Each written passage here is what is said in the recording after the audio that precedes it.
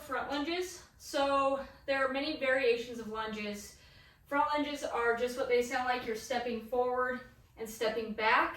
So an isometric lunge would be holding into this lunge position. A posterior lunge would be stepping off the front leg and going to the back. So the front lunge is a more advanced lunge from, say, your posterior lunge or your isometric. So this is a good progression from either of those. The reason that we want this is because it's a replica of many sport type movements, but it does create some shearing force at the knee. So if your quads are not strong, or if you have some knee pain, this might be a aggravating exercise. So the front lunge is just like it sounds. You're just stepping forward, stepping back. It can be done with the straight leg as the back leg and just bending that front leg or bending both. I would say there's benefits to both. But for this example, we're going to be doing both knees bent.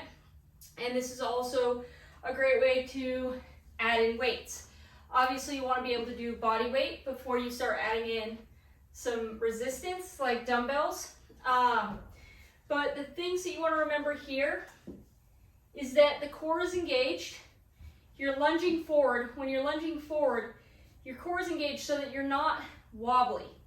You want your knee to track over your toes so you're not bowing out, you're not on the edge of your foot, and you're definitely not letting that knee collapse in, okay? Because these are bad for the knee over time. They might be something you see in real life during sports, but something that we want to train with good form when we're in the gym. So front lunge, keeping the knees over the toes, and you can do all one leg, or you can make it alternating or walking. But again, front lunge, the most important thing you need to remember is that the core is engaged and the knee tracks with the toe. Now, you can target the quads by a little bit more upright posture, or you can target the glutes by hinging at the hips forward, loading that glute.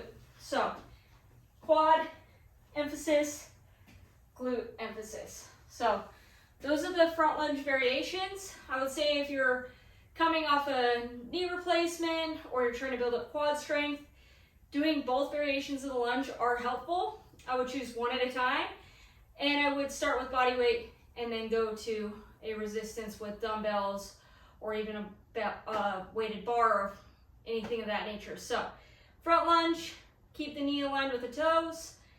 If you want a glute emphasis, do more of a hip hinge.